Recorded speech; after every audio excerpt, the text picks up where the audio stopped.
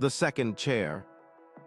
In the next few minutes, you'll see why imitation can trap even the smartest person, and how carving your own lane keeps your power alive. Told by storyteller Alex Morrow. Grab a seat and picture this with me. Marcus Hill never planned to run anything. He just wanted to write code. But when the legendary founder of BrightForge Software died in a bike crash, the board looked at the quiet 32-year-old who had built the search algorithm and said, "You're up." That night, Marcus stood in the empty corner office, staring at the giant canvas of Greg Boyer, wild hair, leather jacket, the man who had walked into meetings like a rock star. The air still smelled of Greg's cedar cologne. Everything on the desk sat exactly where Greg liked it. Even the coffee mug said, "Lead, follow, or get out of my way." Marcus swallowed hard. He told himself, if it worked for Greg, it will work for me. Next morning, he copied the outfit. Jeans, black boots, same swagger. He opened the staff meeting with Greg's signature line, "Good morning, warriors." The room answered with a tired murmur. People glanced at each other, confused. Marketing head Dana caught him afterward. "Boss, you okay?" Marcus flashed Greg's grin, never better. Inside, he felt hollow, like he was wearing shoes 2 sizes too big and everyone could see the flop. He kept imitating. Greg flew first class, Marcus booked the same seat. Greg yelled when servers crashed, Marcus banged the table. The engineers flinched. Productivity reports dipped. Yet the press still compared everything he did to Greg. Quarterly revenue slipped 6%. At happy hour, a developer whispered, "He's trying so hard to be Boyer, it's painful."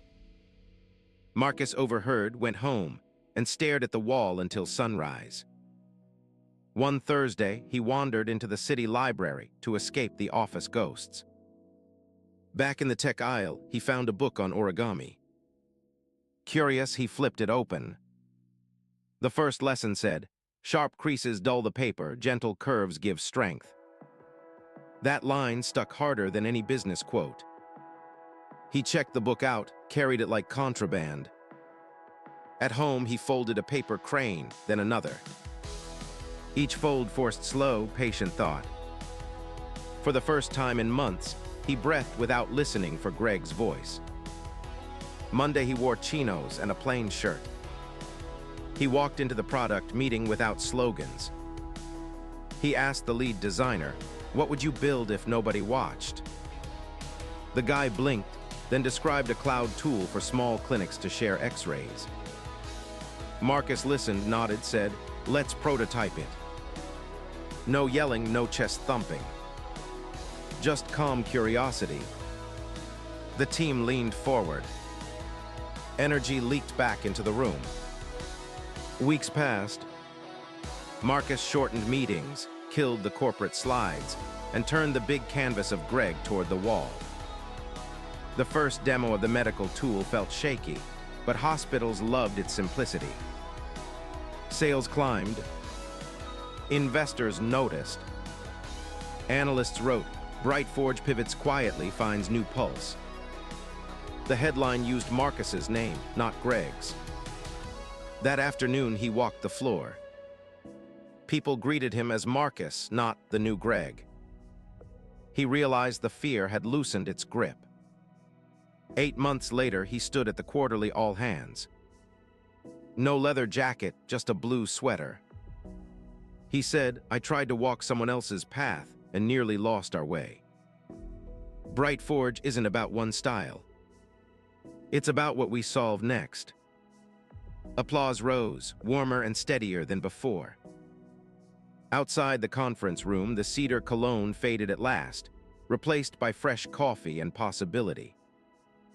That night, he folded another paper crane and set it on the corner of the desk. It faced forward, ready for flight. Summary: Marcus learned the hard way that copying a giant leaves you standing in a shadow you can't outgrow. The moment he let go of Greg's script and trusted his own quieter instincts, the company, the team, and his confidence grew into something new. Your predecessor's shoes will always trip you if they don't fit. Chart your own footprints, even if the first steps feel small.